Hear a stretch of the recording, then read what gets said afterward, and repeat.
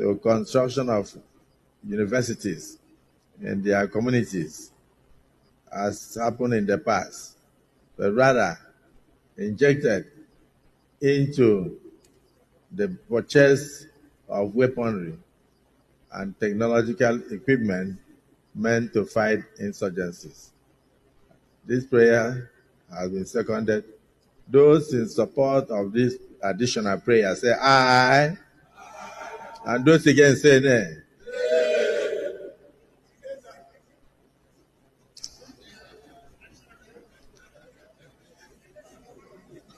Okay. The nays have it. See? I mean, they will tell you that they are working on how to make Nigeria better, and they are working every day in order to keep you safe, blah, blah, blah, blah. But that's how they are working. Let's move a motion, additional prayer, that this Senate committee will now have the oversight in preventing the service chiefs using the money for procurement, diverting the money for procurement into building universities in their community. So they know one or two of them who have built universities with the money meant to procure arms or even pay the soldiers. Nigerian soldier is paid 50,000 naira.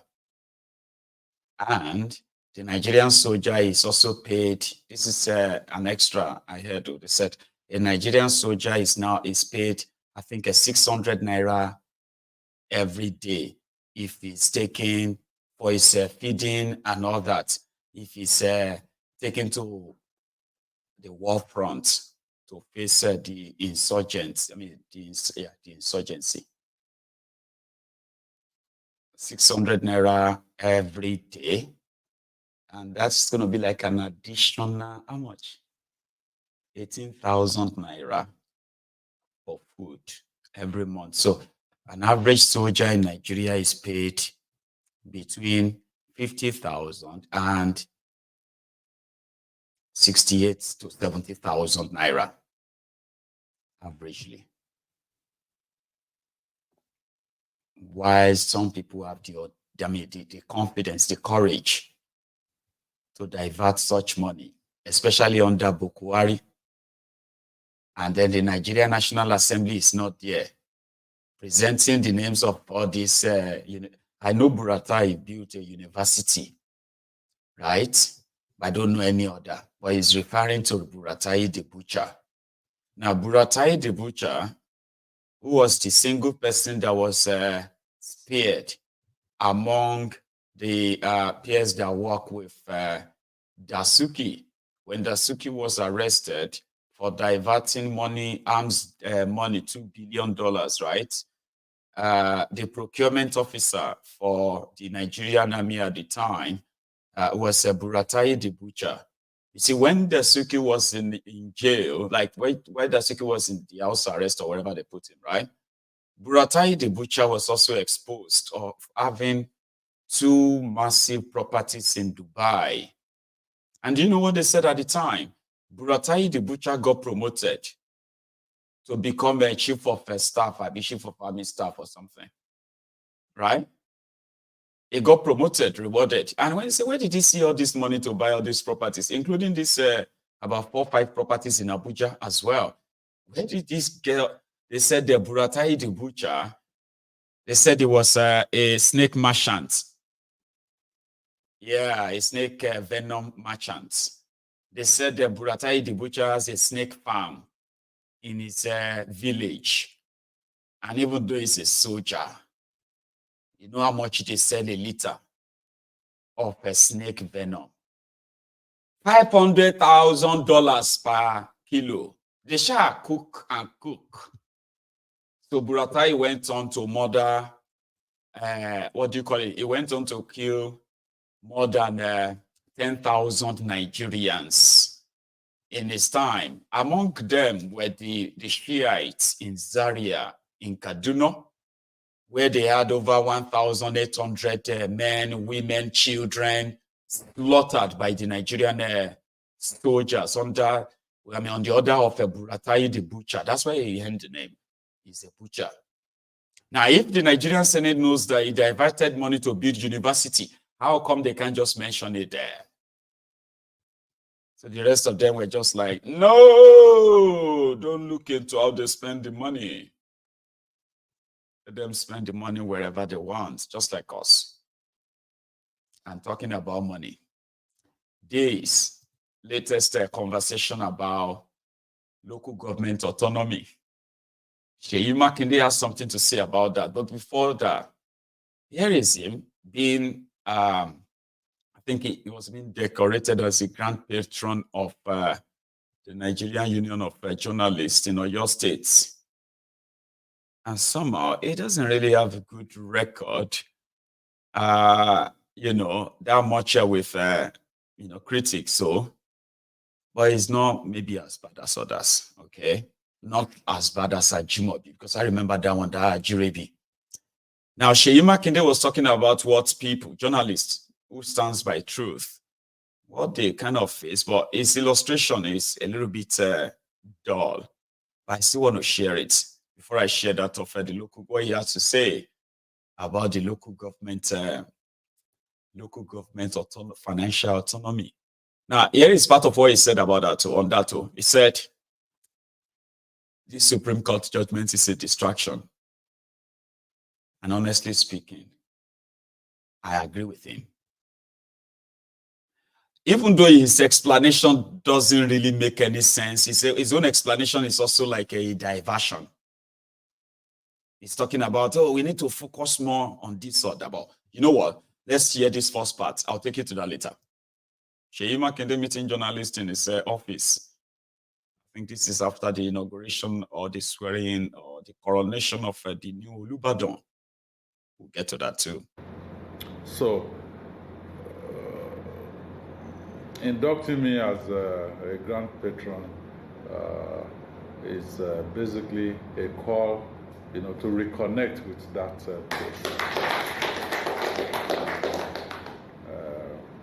I can promise Mr. President that we will reconnect with that place, and just like I mentioned,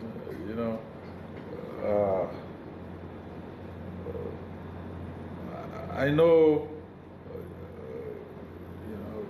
journalism, newspaper houses, even the electronic media, TV stations, they are businesses. So we shouldn't kid ourselves that there won't be interest. There will be interest. Yes, because they are businesses set up by certain people. They may have interest. Yeah. But what is important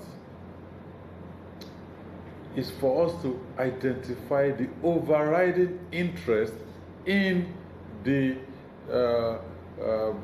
overall trajectory of development for the country, for our state, and for our continent. I can tell you, I remember, I believe 1982, 82/83. The Broadcasting Corporation of Oyo State used to be TSOS then. TV station of Oyo State. Have it? A television service, yes. And there's a gentleman, Laudo Olatubosu.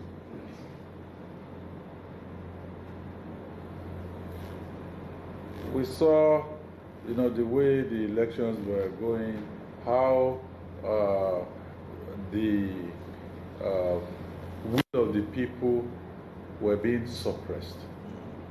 And the expectation was, look, this will be, a government TV station, so they must protect the interest of government. But this gentleman, he was on here, and he would speak the truth. Eventually, he got fired. I mean, to be honest, he got fired. And I think he moved to OGTV somewhere. But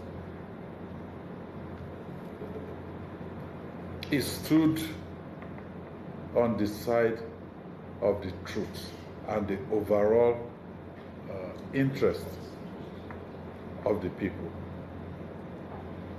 1982, 83, this is almost 42 years. He's turning towards half a century. He's still alive. But some of us that took more than a passing interest in the going on at that particular time, we still remember him. Anytime I meet him at a function, I will acknowledge that. And that's what you see elsewhere in the world where people are practicing developmental journalism. You stand up to various interests and let those interests know that there is an overall interest which is for the generality of the people. So when you mentioned... So talking about overall interest, well, the AAC of Showore, the Take It backers, they are still asking him to let go. The young Nigerians that have been locked up in Agodi prison for 4 years now, well, almost 4 years now, since the time of End SARS. Now let's go look at what he has to say about the local government autonomy. Yeah. For him, he said, the Supreme Court's judgment is a distraction from the real issue. Because in practice, it will take more than the Supreme Court judgment for what the rule want to achieve to be achieved. Anyway, more we hear from him. He's kind of like a boring guy, though, right? But his explanation after, is more boring, though, as well. But one thing is this. He made it clearer that if you fall for this local government autonomy drive, which is part of what the likes of Tifnumbu and Kwandi and gang who always kind of ride on. Now, it is to ease or take your mind away from what is already cooking, where Tifnumbu is being roasted. We'll get to that part, but let's hear his talk. Where's the where are we going? So just this money, as we are the commissioning place, they said, oh, okay, there's judgment of the Supreme Court, there's local government autonomy, financial autonomy, and all of that. And I will still say it. I think it's just a distraction. We must face the real issues that we have. And the issue that we have is we are not producing enough. We're not productive. Whatever it is that we're sharing in Abuja, which is what this FAQ is all about. Oh, okay. Whatever is in Abuja, share it to the local government. Is that our problem?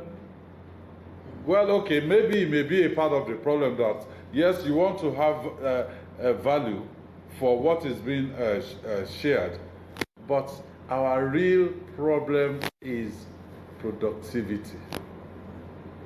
How much are those local governments generating within their domain? Can they survive without handout from Abuja? And handout from Abuja, is that the way to go? Is it sustainable?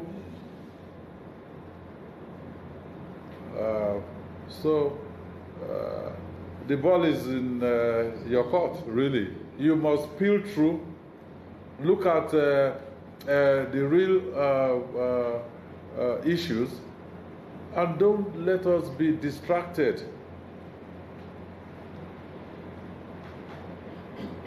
I will ask that it has nothing to do with us here in Oyo State. Since I came in, we've held local government elections twice. We held one when I came in.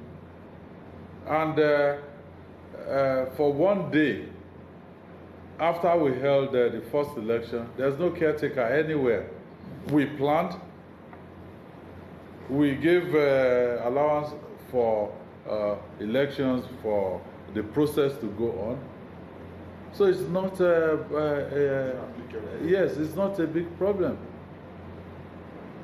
But now this is going to be the discussion for the next maybe 1 month or so, when issue of hunger and anger in the land will still be under the table. It's a big issue. The federal government is saying, okay, now we need to import food. It's a big shame. Yes, it's a big shame on this country.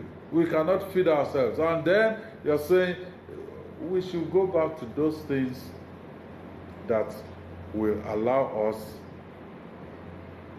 to bring confidence back to our people and to ensure that this country is back on the path of growth and progress and development. So, nuisance lele. See, that's a man that betrayed his own party for the man that he now says his judgment of giving the money of local government directly to them is, you know, a distraction. Remember that he is one of the G-string five, the five G-string governors. So they brought this rogue, and wherever it is you are facing right now, they brought it upon you to start with. And they kind of have no regrets doing that. But he says something about the local government cannot survive without the money from Abuja.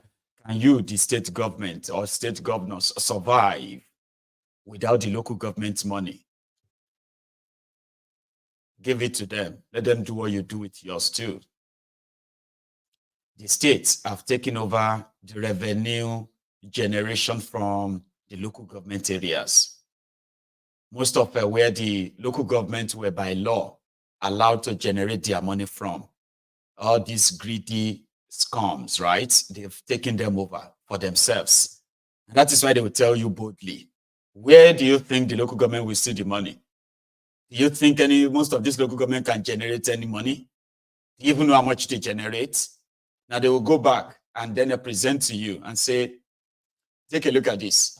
All the local government area in my state, they all generated 20 local government area in my state. They all generated 60 million. And do you know how much I gave them? They didn't give them any money. It is the money, the allocation from Abuja that they paid into in a lump sum, paid into a single account. That is where this widows will brag. They say, do you know how much I gave to them? Say, how much did you give to them? We shared over 1 billion. Meanwhile, the money that came to all the local government areas that month could be around there 7 billion. It could be around there, 8 billion, even as much as 20 billion that month for all the local government in the states, right? But guess what? They will now bank on and tell you the local governments are not, they cannot survive. We have been the ones helping them. And true, you will see some of the STGs that they kind of rigging as the local government chairman. They will come out and say, it's true. Last month, we only generated, imagine, we only generated 4 million naira. And we are now trying to see how to improve is for all of them to just go out and make life a hell for all of you. But guess, the state government, states, they've taken over their responsibilities so that they can now say, oh, we are the one helping them. Give them their money. Let them waste the money. If now waste, if now loot, they won't loot them. Give them. But he is right. It is just a distraction. Okay? It is just a distraction because, listen, they have been trying to patch your fraudulent 1999 trashy constitution, okay? But because it wasn't written by people, it was not from the people. It does not represent the people.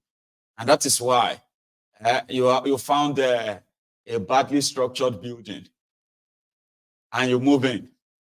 And you started patching and trying to see if you could probably use bamboo to hold this side when the house is like that. You want to use bamboo to hold it here. Use rope to tie them from there, tie them to that tree, tie them to here or there and all of that. No. You will have that national conversation very soon when the entire space will collapse. It is coming. I can smell and I can feel it. It is coming. Okay? So, the rogues in charge of Nigeria as well, right?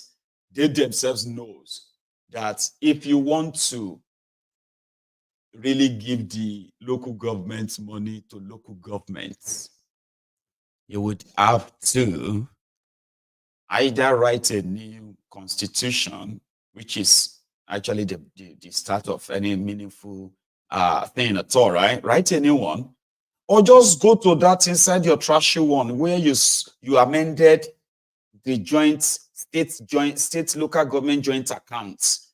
You would have to go and erase it completely. And when you erase that, that means by law, you can give them their money directly. Even though they may devise other means of still stealing it, but that way, that what you are saying, what the Supreme Court is saying, can begin to make sense. But it's true. In the next 1 month now, what you'll be talking about is local government autonomy.